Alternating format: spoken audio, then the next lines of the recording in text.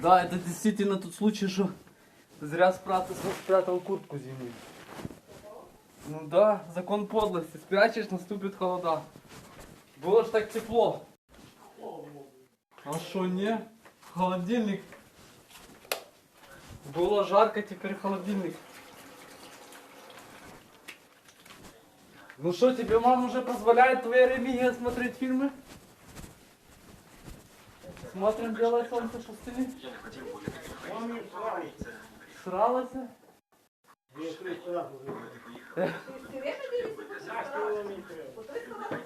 Ага.